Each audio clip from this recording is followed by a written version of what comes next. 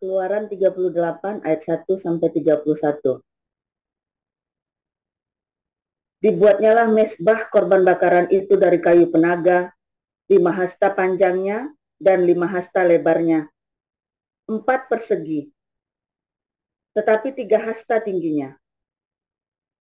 Dibuatnyalah tanduk-tanduknya pada keempat sudutnya. Tanduk-tanduknya itu dibuat seiras dengan mezbah itu dan disalutnya dengan tembaga.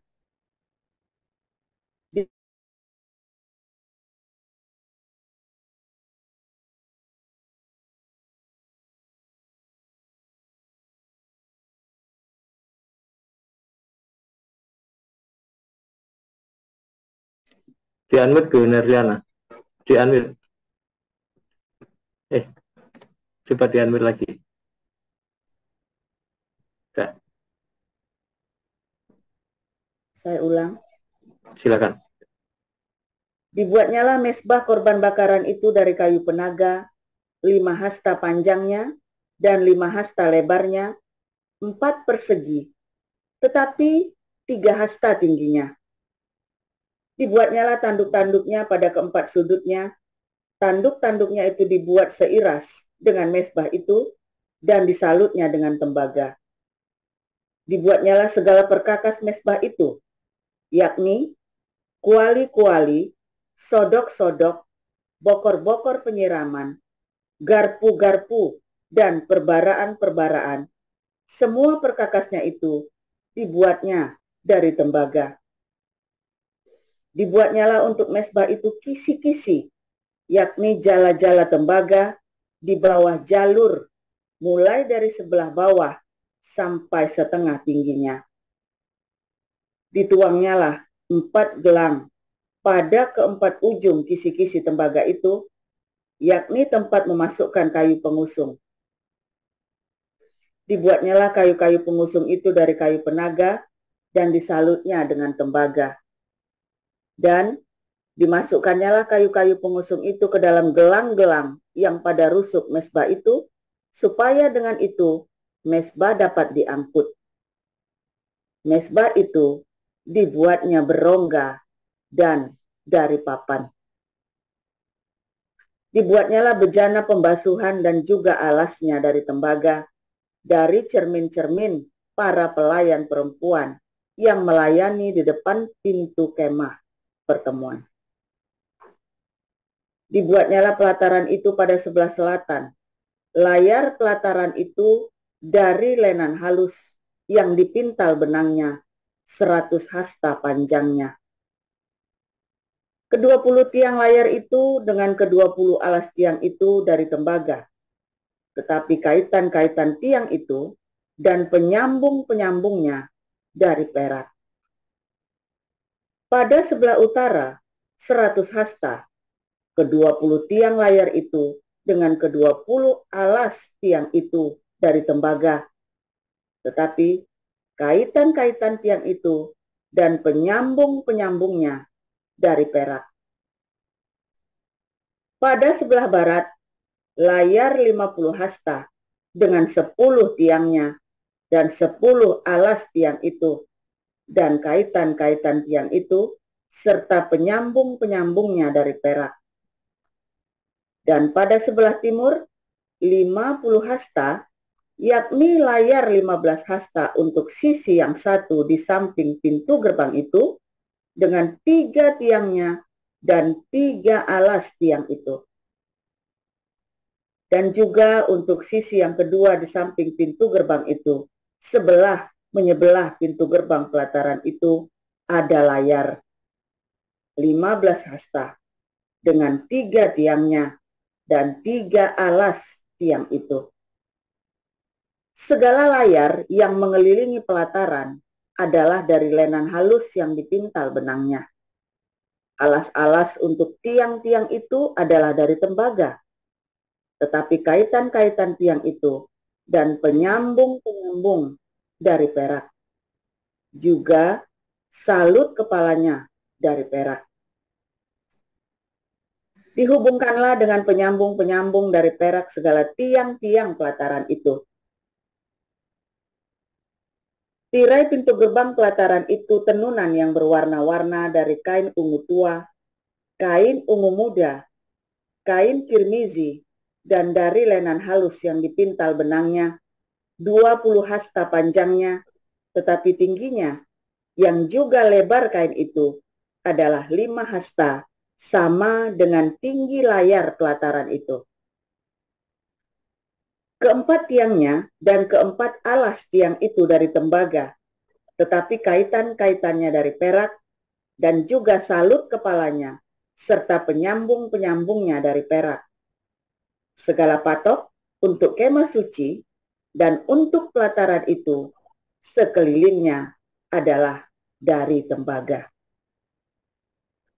Inilah daftar biaya untuk mendirikan kemah suci, yakni kemah suci, tempat hukum Allah yang disusun atas perintah Musa oleh orang Lewi di bawah pimpinan Itamar, anak Imam Harun.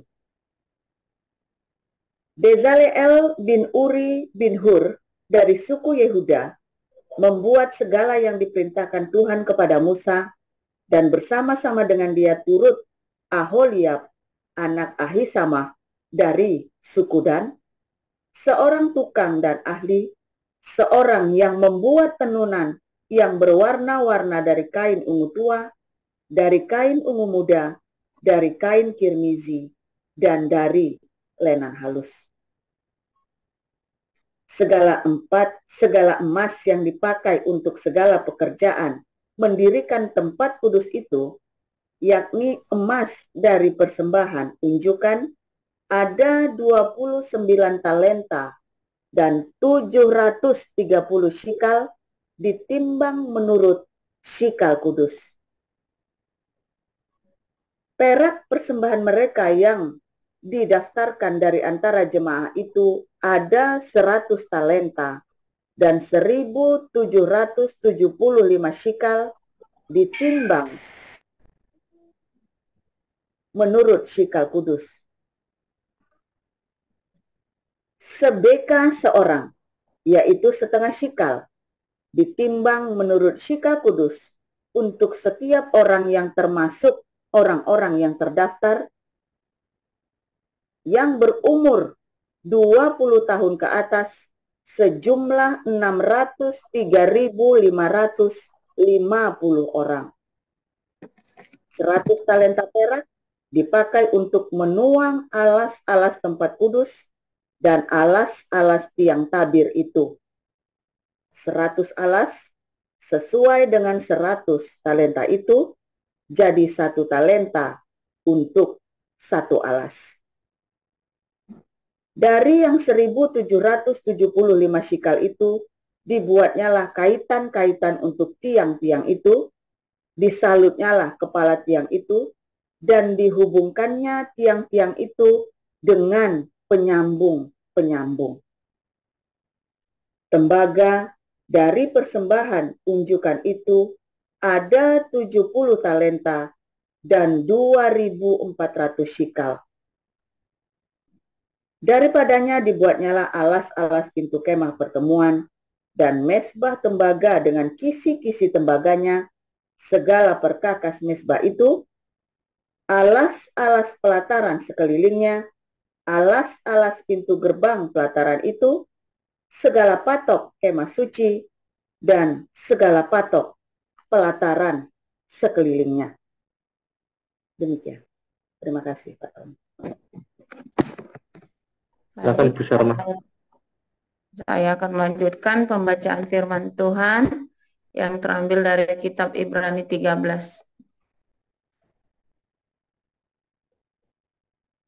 Beginilah pembacaan kebenaran firman Tuhan. Peliharalah kasih persaudaraan. Jangan kamu lupa memberi tumpangan kepada orang, sebab dengan berbuat demikian, beberapa orang dengan tidak diketahuinya telah menjamu malaikat-malaikat. Sebentar, Pak.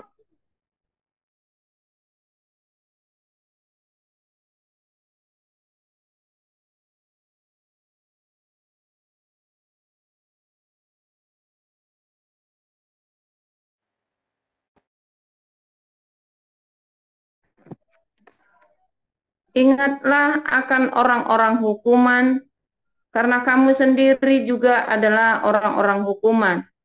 Dan ingatlah akan orang-orang yang diperlakukan sewenang-wenang, karena kamu sendiri juga masih hidup di dunia ini. Hendaklah kamu semua penuh hormat terhadap perkawinan, dan janganlah kamu mencemarkan tempat tidur, sebab orang-orang sundal dan pejina akan dihakimi Allah. Janganlah kamu menjadi hamba uang, dan cukupkanlah dirimu dengan apa yang ada padamu. Karena Allah telah berfirman, Aku sekali-kali tidak akan membiarkan engkau, dan aku sekali-kali tidak akan meninggalkan engkau. Sebab itu dengan yakin kita dapat berkata, Tuhan adalah penolongku, aku tidak akan takut. Apakah yang dapat dilakukan manusia terhadap aku? Ingatlah akan pemimpin-pemimpin kamu yang telah menyampaikan firman Allah kepadamu. Perhatikanlah akhir hidup mereka dan contohlah iman mereka. Yesus Kristus tetap sama, baik kemarin maupun hari ini dan sampai selama-lamanya. Janganlah kamu disesatkan oleh berbagai-bagai ajaran asing, sebab yang baik ialah bahwa hati kamu diperkuat dengan kasih karunia dan bukan dengan pelbagai makanan yang tidak memberi faedah kepada mereka yang menuruti aturan-aturan makanan macam itu.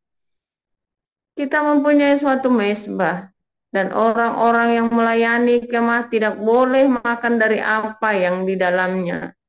Karena tubuh binatang-binatang yang di darahnya dibawa masuk ke tempat kudus oleh imam besar sebagai korban penghapus dosa, dibakar di luar perkemahan.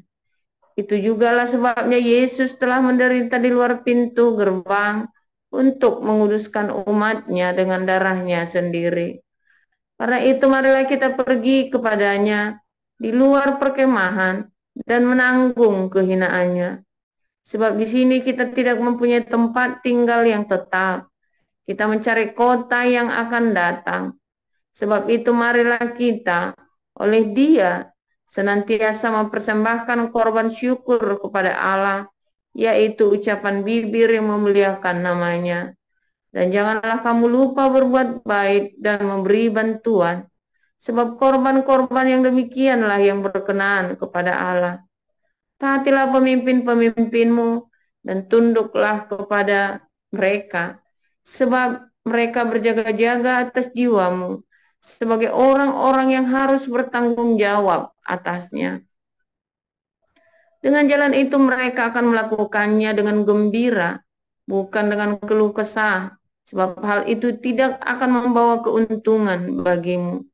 Berdoalah terus untuk kami, sebab kami yakin bahwa hati nurani kami adalah baik, karena di dalam segala hal kami menginginkan suatu hidup yang baik.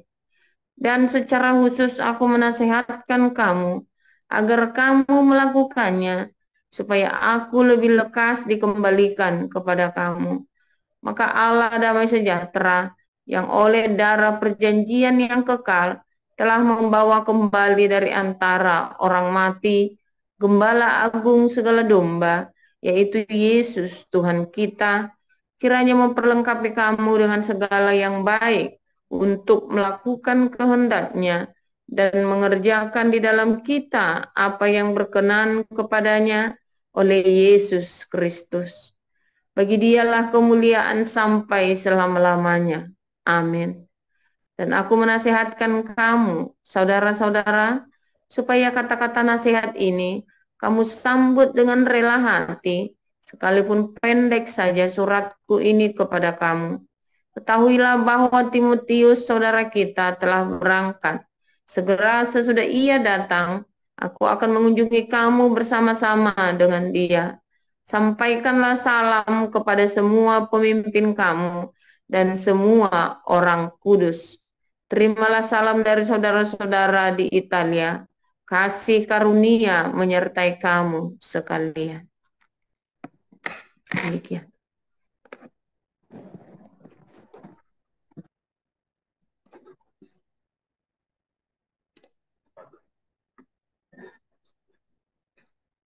Terima kasih untuk para lektor. Sekarang kita akan mendengarkan renungan firman Tuhan. Silakan Pastor Paul. Ya, terima kasih Pak Tomo. Haleluya, luar biasa. Firman Tuhan selalu baru setiap hari bagi orang-orang yang menantikan Tuhan dengan ketulusan hati, saudara ya. Saudara jangan takut, jangan ragu dengan hidupmu selama pengharapanmu. Kemarin kita belajar wish, ya, prosecuma. Selama pengharapanmu, kamu jaga sama Tuhan. Semua yang baik itu akan terjadi. Jangan takut, saudara ya. Makanya saya tuh bolak-balik menekankan ya, kamu kalau dengar firman Tuhan itu lakukan. Jangan ditunda, jangan tawar-tawaran. Lakukan. Belajar, uji terus, saudara ya. Uji, dicoba, dilakukan. Kalau ada dilakukan, ya kelar-kelar hidupmu nanti. Proses hidupmu tidak selesai-selesai, capek nanti, saudara ya. Capek, cuman capek tok. Akhirnya, terus ngapain saudara percaya kepada Tuhan Yesus akhirnya? Ya, cuma buat kumpul-kumpul. Hatimu tidak lurus. Akhirnya apa? Selamat pun tidak. Saudara. Selamat aja enggak. Bahkan Anda mendapatkan berkat saja di dunia ini saja enggak. Ya, banyak orang ngaku-ngaku Kristen ya selalu ya. Oh, ini aja orang Kristen, asal percaya selamat. Tidak ya. Karena kan asal percaya selamat. Percaya bagaimana dulu nih? Hati-hati Anda ya. Asal percaya pasti selamat. Gundulmu peang, saudara. Pada hari di akhir zaman, ya nanti orang akan berseru, Tuhan, bukankah aku telah melakukan mujizat, bernubuat, mengusir setan demi namamu, tapi aku berterus terang kepada mereka, nyahlah pembuat kejahatan, aku tidak pernah kenal kamu. Ngaku-ngaku kamu Kristen, ngaku-ngaku ya, wah pasti selamat, gundulmu peang, saudara. Nyahlah, tanya Tuhan Yesus. Hai kamu sekalian pembuat kejahatan. Jelas itu ayatnya. Ya. Jangan-jangan Anda. Jangan-jangan Anda. Makanya tadi kita kemarin diajari ya. Tadi ini diajari lagi. Mesbah. Kita harus membangun mesbah bakaran kita. Dan membangun kolam pembasuhan. Saudara, itu adalah sebuah metafora. Ya, kolam pembasuhan itu adalah sebuah metafora. Mesbah itu adalah sebuah metafora. Ingat perjanjian lama, perjanjian lama sudah dibatalin, bait sucinya sudah nggak ada. Ya, makanya itu adalah sebuah gambaran. Bahkan hari ini orang-orang Yahudi pun tahu bahwa itu adalah sebuah nubuatan, sebuah metafora, sebuah kias. Mengapa harus ada mesbah? Karena setiap hari hidup itu harus dipersembahkan pada Tuhan. Ya, setiap hari ya hidup kita dipersembahkan dengan perbuatan baik, dimulai dari sangkal diri, dari ego ya. Saudara, menyangkal ego kita itu lebih mudah loh saudara ya. Itu saudara tahu Amin Wijaya itu saudara. Amin Wijaya itu kalau lagi di top manapun saya nyamperin pasti dia kabur. Karena hidupnya nggak tenang dia. Oke dia kemana sengaja, tak sengaja aku nakalin ya, tak datengin. Sengaja saya nakal tak datengin gitu ya. Terus saya ngobrol gitu kan. Terus saya kabur tiba-tiba. Selalu gitu dia. Ya. Anda kalau saya di sini kamu mau apa datang biasa saja gitu. Saya enggak, karena saya tidak punya perasaan apapun, nggak ada perasaan jengah, perasaan risih, enggak ada. Kamu mau berkonflik dengan saya, kamu masuk ke Zoom saya terima, tenang saja. Tapi begitu kamu maki-maki saya, itu tak muka. Ya, dan gantian ngomongnya. Ya. Tapi masalahnya kalau kamu bermasalah dengan saya pergi ke Zoom-nya, sama-sama di Zoom-nya orang lain, atau di Zoom-nya orang lain, tak samperin, cetek. Nggak enak kan? Makanya sangkal diri itu lebih enak. Hidupmu damai, hidupmu tenang. Kamu pergi ke gereja tidak suka sama orang, oh ya begitu orang duduk satu bangku jejeran, rasanya gimana tuh? Kalau saya mah tenang-tenang saja. Siapa kalau perlu sudah takut gue Kamu di sini. Kalau tungguin. Enak saya mas saudara ya. Itu ya saya tidur. Namanya saya mau kurus susah ini. Tempuan ini sama Tuhan Yesus mau kurus susah saya ini. Bahagia terus hidupnya happy ya. Nggak mikir utang, nggak mikir ruwet-ruwet. Kenapa? Karena saya melakukan firman Tuhan. Hidup itu kalau sangkal diri itu lebih gampang. Hidupmu itu lebih mudah. Masalahnya kan kamu bandel kan. Rasa kamu itu tadi, kamu belum lunas kok. Hargamu belum lunas dibayar. Bersedekah itu seneng. Ya kan? Lebih mudah itu bersedekah itu. Kamu bahagia, itu diberkati, ya anakmu tidak sakit, keluargamu tidak sakit, ya duitnya nggak bocor kemana ke sana kemari. Kalau kamu bersedekah itu duitnya ngumpul. Tapi kalau kamu pengen beli, kalau kamu tidak pernah, kamu sisihkan uangmu itu bersedekah. Sisihkan selalu uangmu bersedekah. Ya, itu tuh gampang. Jangan ngomong susah, gampang. Ya, tapi masalahnya ya itu tadi kamu itu bandel diomongin, ya bandel, ya kan? Saya tuh kalau saya kalau dari dulu ya, kalau ada sesuatu dimakan cepet dihabisin.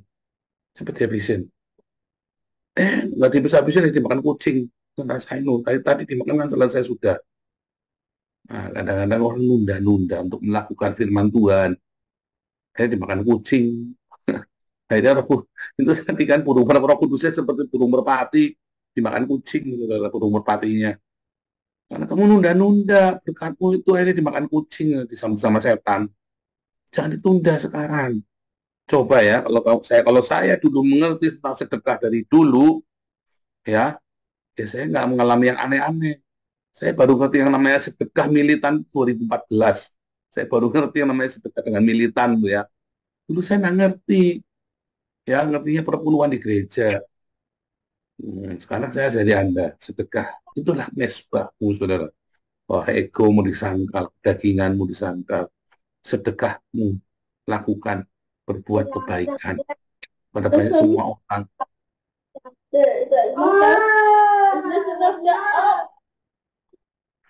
Ya, berbuat kebaikan setiap hari. Itulah mesbah bakaran kita setiap hari. Itulah korban pagi dan petang. Pagi di kantor sangkal diri, malam di rumah sangkal diri. Itulah mesbah korban pagi dan petang. Itu cuma pagi saja Pak di kantor, itu kamu menjilat itu, lagi menjilat sama bosmu. Malam kamu jadi algojo di rumah ditaplokin istrimu sama anak-anakmu.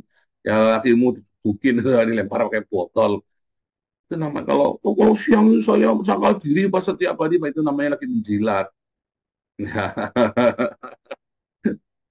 Sama ya, saya cuma malam sangkal dirinya yang tidur, kamu sangkal diri apanya mau sangkal, kamu lagi tidur, mau pagi-pagi kamu ya jadi setan. Oh iya Pak, soalnya pekerjaan saya keras Pak ini Pak. Iya, kamu jadi setan kalau pagi, kalau malam kamu baik-baik jadi malaikat karena tidur. Ah, itu dia ya. Sangkal namanya mesbah korban bakar itu pagi dan petang. Ya, mesbah korban bakar itu pagi dan petang. Ya, orang Islam puasa sehari 3 kali, tapi makanya 3 kali katanya puasa makan sehari 3 kali. Nah itu kalian itu sama tuh kayak orang Islam, ya sangkal dirinya cuma pagi saja atau malam saja, Pak. Mesbah bakaran itu pagi dan petang di rumah dan di tempat kerja. Pagi dan petang kita sangkal diri. Kita selalu berbuat kebaikan di rumah dan di tempat pekerjaan. Ya, itulah perbuatan baik kita di sekolah. Ya, kalau masih sekolah kan, di sekolah dan di rumah. Ya, jadi jangan lalai, jangan ditunda. Ya, beberapa orang secara khusus malah sudah saya omongin. Saya bilang ya, kenapa kamu hidupmu susah? Kenapa pencobaan selalu menimpamu? Kenapa selalu ada masalah? Kamu nggak nurut bikin mesbah korban bakaran pagi dan petang. Kamu tidak mau rajin taat, tekun. Karena sebetulnya perintah Tuhan itu lebih gampang kamu lakukan daripada kamu tiap hari kudu menuai apa yang kamu tabur. menuai yang jahat dari yang kamu tabur. Ya, firman Tuhan itu lebih gampang kamu lakukan. Itu ajaibnya. Coba kamu amati. Ya, kalau ada sesuatu kamu dirugikan, ikhlas itu lebih gampang daripada kamu ngejar dendam. Ya, belum lapor polisi, belum lagi urus, udah nyokok polisi, nyokok jaksa, nyokok hakim, udah lagi Anda kudu menghadiri sidang, dipanggil, waduh, kamu itu belum tahu repotnya orang lapor polisi.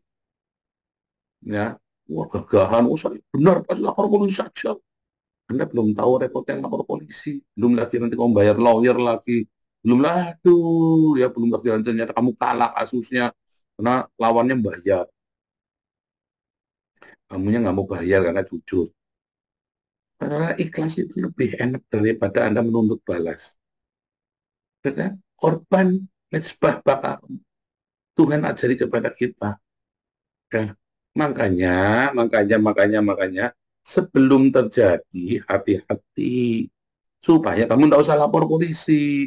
Sebelum terjadi, hati-hati. Supaya kerugiannya pun tidak banyak. Makanya kita SOP-nya tegas. Supaya kalau ada apa-apa kita tidak perlu lapor polisi, saudara. Makanya kerugiannya tidak banyak. Jadi kamu jangan tersinggung kalau kita tegas dalam SOP. Memang supaya kalau ada apa-apa kerugiannya nggak banyak dan kita nggak perlu lapor polisi.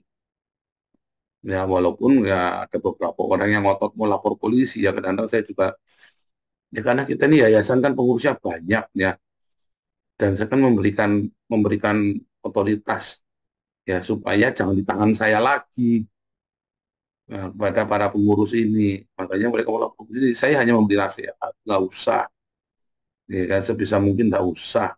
Wah, nanti yang dengerin, wah kita bisa ngakali Damaris, kita bisa ngakali yayasan-yayasan ini.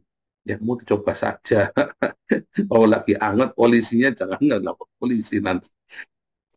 Kan pengurusnya bukan saya, kan maunya saya. Gak usah lapor polisi, pengurusnya maunya beda lah gimana. Jangan.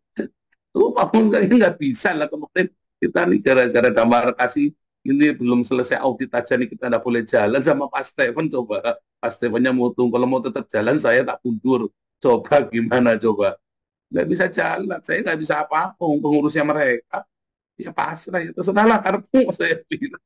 Saya bukan pengurus, saya kan hanya mencarikan dana saja. Ya kan, yang pengurus kan yang mereka yang jalanin. Ya manajemennya sama mereka saya nggak bisa apa-apa kan. Jadi pembantu pusing, saya juga pusing. Selalu pusing saya. Nggak mau tahu kalian beres-beres lah, baik-baik lah. Saya bilang begitu, audit lah baik-baik. Aduh, capek. Ya, kan pengurusnya bukan saya. Ya kan, saya harus belajar mempercayakan ke tim dong. Masa semuanya saya semua. Kalau gitu ngapain ada pengurus kan? Makanya saya harus percaya. Makanya saya nggak mau lapor polisi, pengurusnya mau lapor polisi misalnya kan. Ya buat saudara, jangan coba-coba kamu ngurus sampai yayasan. Ya kamu belum tahu ya. Jangan coba-coba nih. Sama ya, ini kan kita ini banyak orang yang ngancem-ngancem kalau nggak dikasih sembako mau jadi mualaf, ya jadilah mualaf sana, tidak apa-apa. Kamu kalau mau di sini ikut aturannya kita. Mau jadi mualaf ya jadi mualaf saja, tidak apa-apa, saudara ya. Jadi mualaf saja. Saya sarankan Anda jadi mualaf saja. Tak sarankan kamu jadi mualaf saja. Kalau kamu mau ngancam-ngancam kita di sini, saya sarankan jadi mualaf saja, tidak apa-apa. Jangan ragu-ragu, ya. Jangan ragu-ragu jadi mualaf. Yang mantap itu jadi mualaf. Terus kamu jelek-jelekin itu kan, nanti biar kamu disambut sama iblis. Iyalah, kamu ikut di sini ada aturannya. Ya, kita mengundang kamu semua datang ya untuk mendapat pertolongan. Tetapi itu tadi, ya, kamu harus ikut aturannya. Dan aturan itu pasti sesuai dengan firman Tuhan. Jadi jangan malah kamu ngajarin kita firman Tuhan, karena kita lebih tahu firman Tuhan. Kita kasih tahu aturannya seperti itu, ya. Tetapi kita mau bantu, hanya ikutin aturannya. Sekali lagi, ikut aturannya. Nah, mesbah bakaran ini juga lagi cerita apa, saudara mesbah bakaran?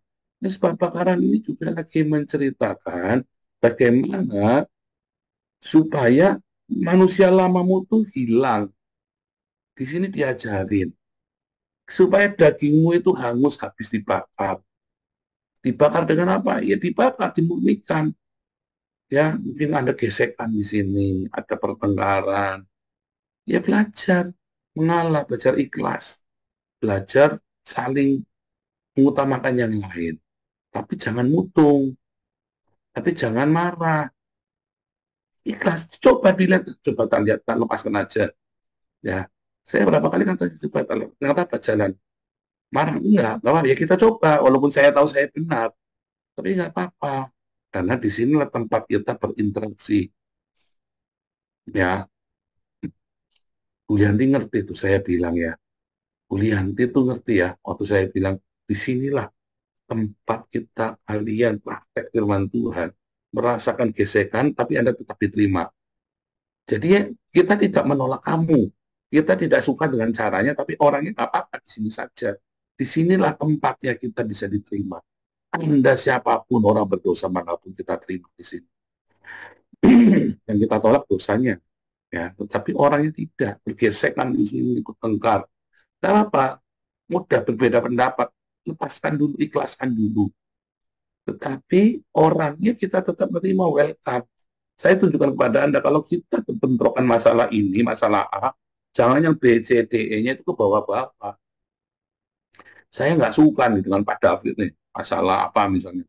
Masalah kemarin ya, lomba doa.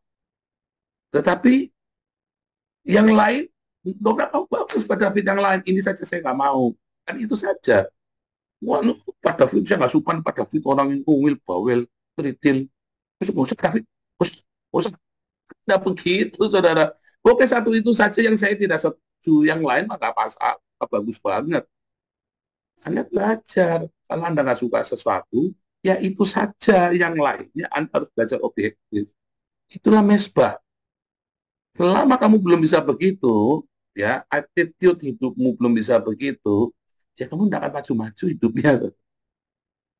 Ya, di sini kamu diajarin ikhlas, lakukan. Ya, utamakan orang lain, lakukan. Bersedekah, lakukan. Makanya orang Israel itu kalau masuk ke kemah suci, pertama itu mereka kudu kasih korban bakaran dulu. Setelah ngasih korban bakaran, baru mereka disucikan, dibasuh di air, ya, digerucuk pakai air. Ada kolam pembasuhan itu ya. Wudhu, Pak, bukan wudhu. Kalau wudhu mah cuci muka, saudara. Dan wudhu, ini pertanyaannya kan aneh kan. Katanya kamu disucikan. Apanya? Hidungnya, kupingnya. Kenapa pantatnya nggak disucikan, saudara? Padahal pantat itu kan yang paling jorok itu kan. Kenapa yang disucikan malah kupingnya, hidungnya, begitu ya. Kenapa pantatnya nggak disucikan di situ, saudara? Itu kan artinya basa-basi doang. Pernah nggak kepikir itu orang wudhu itu kenapa nggak cebok tuh di situ di musola masjid? Nah, kalau kamu di kolam pembasuhan itu dirujuk kepalanya, saudara, rujuk, ya, rujuk kepalanya udah gitu doang, ya. Kalau dia mau masuk ke ruangan suci, apa dia, orang Yahudi itu bukan kalau mau berdoa tuh suci enggak ya. Kalau dia mau masuk ke rumah, dia cuci tangan, cuci kaki. Kenapa? Karena dari pasar. Bukan karena dia, karena kotor, itu kebiasaan. Cuci tangan, cuci kaki, karena berdebu kakinya, tangannya kotor. Sebelum masuk rumah, dia cuci tangan, cuci kaki. Sebelum masuk rumah, ya. Ya, bukan. Bukan. Kalau dia mau sembahyang ke bait suci, dia harus cebok, saudara, harus mandi. Ya, kalau mau mereka melayani mezbah, harus mandi, saudara. Harus mandi. Dan dia di malam sebelum melayani itu, dia nggak boleh berhubungan seks dengan wanita. Imam-imam yang masuk ke ruangan saat suci, yang mau motong domba korban itu ya, lembu atau domba korban, itu malam sebelumnya nggak boleh berhubungan dengan wanita, saudara.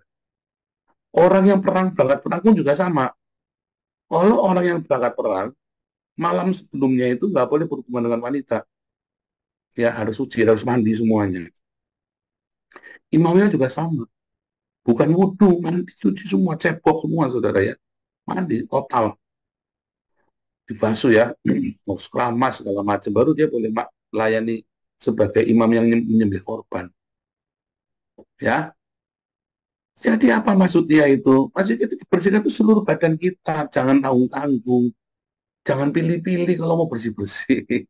Ya, tapi kita lagi cerita sekarang airnya. Mengapa ada kolam pembasuhan? Karena harus dibasuh. Ya, tangan dan kakimu itu dibasuh. Dan harus dengan air. Karena air itu ternyata pembasuhan itu menceritakan, ya kalau Anda cerita mezbah, itu adalah cerita darah Yesus, saudara. Ya, kalau lagi mezbah, korban bakaran, itu juga adalah simbol dari darah Yesus. Kalau Anda cerita kolam pembaptisan, kolam pembasuhan, itu Anda lagi cerita tentang baptisan air. Karena air itu ada di surga dan di bumi. Itu yang menjadi saksi 1 Yohanes 5 ayat 8. Makanya harus dibaptis dengan air. Ya, karena air itulah sumber segala kehidupan. Masuk, Anda ada darah Yesus, saudara. Ya, dan termasuk darahmu, dagingmu. Ya, segala perbuatan baik. Kemudian Anda dibasuh. Baru kemudian Anda masuk ke ruangan suci, dan maha suci yang kemarin saya cerita, bahwa harus ada kakidian, ada meja roti sajian, ya ada diakonia, ada roti diakonia, roti sajian, ada kakidian, itu terang kita, saudara, yang harus dibersihkan itu kita supaya tetap menjadi saksi. Kemudian ada meja ukupan yang kita bawa ke ruangan maha suci, di dalamnya itulah ada Roh Kudus. Ya, jadi itu sebuah adalah urutan pertobatan hidup kita. Ya, jadi ingat-ingat, belajar menyembelih daging kita.